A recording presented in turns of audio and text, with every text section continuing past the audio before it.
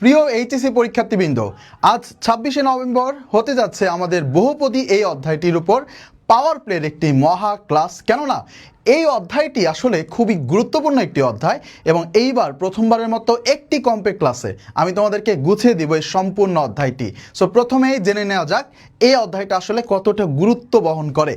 ২৫ সালের প্রশ্নগুলো যদি আমরা একটু অ্যানালাইসিস করি তাহলে দেখো ঢাকা বোর্ডে এখান থেকে 2টা সিকিউ ফুল আসছে, তার মানে 20 মার্ক, এবং এইখানে আরও 6টা এমসিকিউ, তার মানে বুঝতে পারছো এখান থেকে টোটাল 26 মার্ক শুধুমাত্র ঢাকা বোর্ডের পরীক্ষাতেই আসছে, মানে রিটেন পরীক্ষা যেটাকে বলি।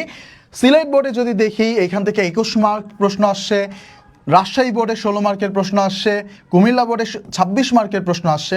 অন অ্যান অ্যাভারেজ যদি আমি অ্যাভারেজ করি তারপরও যে আমাদের 25 সালে 20 মার্কস প্রশ্ন থাকছেই।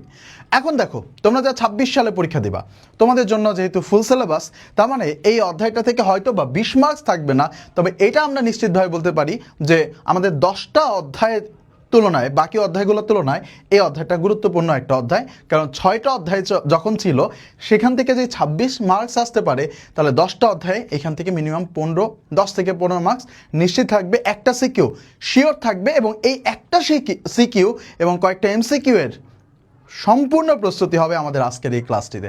বিগত বছরের এই অধ্যায়ের প্রশ্নে, 25 সালের প্রশ্নে আমরা কিছু ভিন্নতা দেখেছি, বেশ কিছু কঠিন প্রশ্ন তারা ইন্ট্রোডিউস করেছে। সো আমরা এই 25 সালের সকল সিকিউ, সকল এমসিকিউ আমরা আজকে আমাদের এই ক্লাসের মাধ্যমে শেষ করব। সো যারা আমাদের সাথে যুক্ত আছো অপেক্ষা করো, ইনশাল্লাহ তোমাদের সাথে 8:30টায় একটা দুর্দান্ত ক্লাস নিয়ে দেখা হবে। আর যারা যুক্ত হওনি তোমাদের জন্য বলবো তোমরা দ্রুত যুক্ত হয়ে এইরকম সুন্দর সুন্দর ক্লাসগুলো করে আমাদের সাথে তোমাদের পাওয়ার প্লের মাধ্যমে এইচএসসি এর প্রস্তুতি কমপ্লিট করতে পারো।